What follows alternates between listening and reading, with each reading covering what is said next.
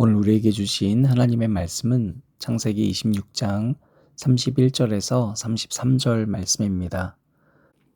그들은 다음날 아침에 일찍 일어나서 서로 맹세하였으며 그런 다음에 이삭이 그들을 보내니 그들이 평안한 마음으로 돌아갔다.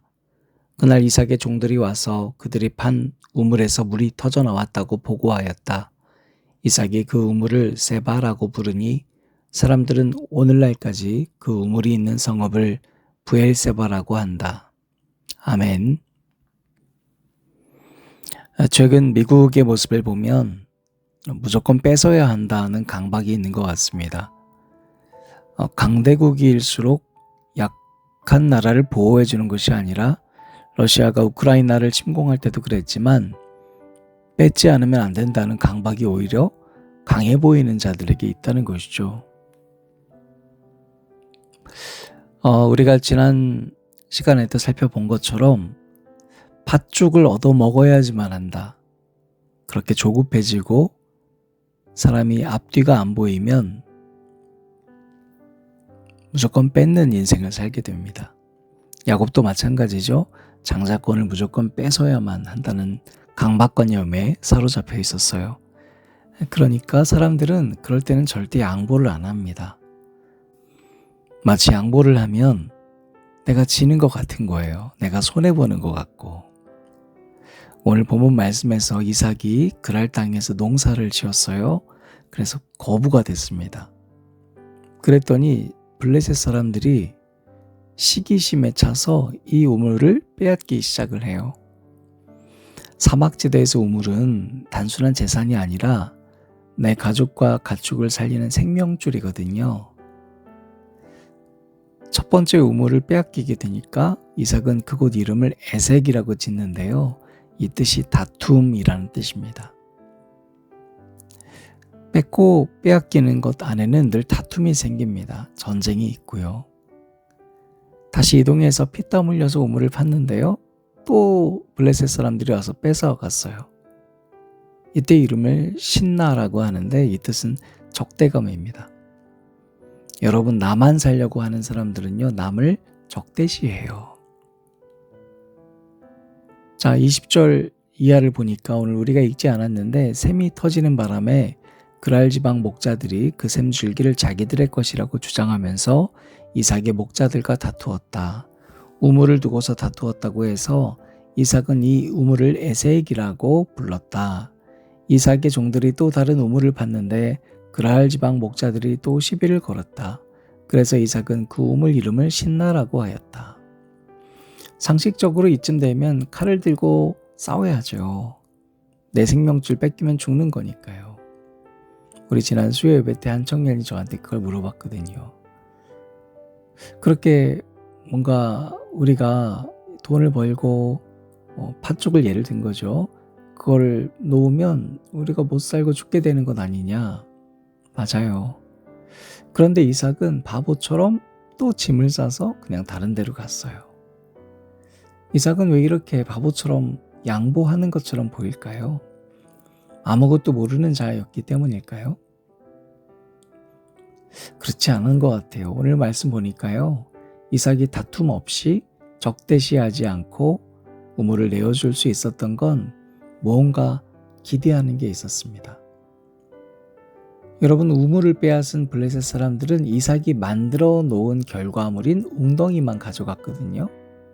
그런데 이상하죠? 이삭은 어디 가서 흙을 파기만 하면 물이 솟구쳐 오르는 하나님의 동행이라는 영적인 수맥을 얻게 됐습니다. 그래서 이삭은 양보해도 떠나요. 싸우지 않아요. 적대시하지도 않아요. 그리고 내가 있는 현장에서 또 우물을 파요. 그랬더니 물줄기가 나와요.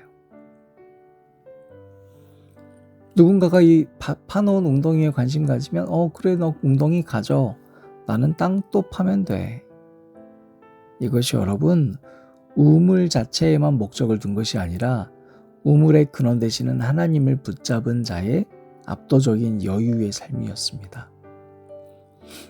이삭이 세 번째 우물을 팠는데 아무도 그를 쫓아오지 않았어요. 그곳의 이름을 르호봇이라고 지었는데요. 그 뜻은 장소가 넓다는 겁니다. 22절을 보면 이제는 여호와께서 우리를 위하여 넓게 하셨으니 이 땅에서 우리가 번성하리로다. 사랑하는 교우 여러분, 여러분이 목적 삼고 살아가는 삶의 목표는 뭡니까? 웅덩이 아닌가요? 뭔가 누군가가 만들어 놓은 그럴싸한 것들을 탐내고 있진 않나요? 좋은 예배 시스템, 좋은 환경, 교제를 나눌 수 있는 많은 사람들, 성과, 보상, 그러한 것들이 아니라 내가 어디에 있든지 이 삶의 현장에서 나를 통해서 은혜를 주시는 하나님을 신뢰할 때 여러분이 있는 곳이 르호봇이 될 줄로 믿습니다. 그러니까 절망하지 마셔요. 세상은 여러분이 만들어 놓은 애색과 신나의 결과물만 훔쳐갈 수 있습니다. 그곳에는 늘 그래서 다툼이 있고요. 시기가 있고 적대감이 있어요. 그러나 여러분 안에 계신 물의 근원 되시는 하나님께서 주시는 은혜는 누구도 훔쳐갈 수가 없습니다. 만약에 남의 것을 뺏고 뺏기는 애색과 신나의 진흙탕 싸움 가운데 여러분이 놓여져 있다면 빠져나오시길 바랍니다. 억울해하지 말고 손을 펴고 툭툭 털어내십시오. 하나님이 여러분의 영원한 수맥이 되셔서 파는 곳마다 가는 곳마다 마르지 않는 은혜의 물이 터져나오는 르호봇의 축복으로 인도해 주시기를, 그리고 광활하게 채워주시기를 주님의 이름으로 축원합니다.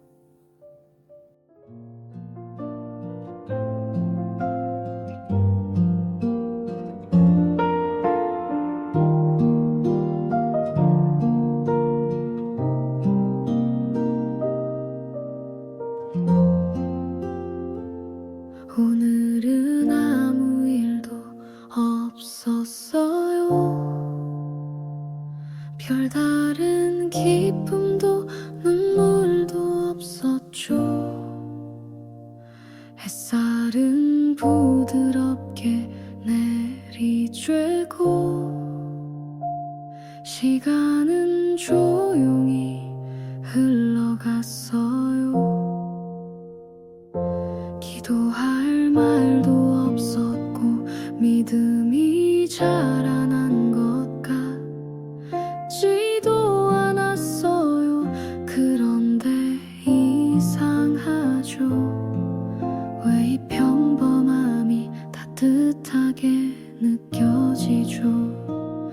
아무 일 없는 하루에도 주님은 함께 계셨기에 모르던 순간에도 저를 지키고 계셨기에 평범한 하루였어요. 그런데 돌아보니 당신의 손길로 가득했네요. 숨쉬는 것조차 은혜였고 걷는 걸음마다 사랑이었죠. 오늘도 그 사랑으로 살아가고 있어요.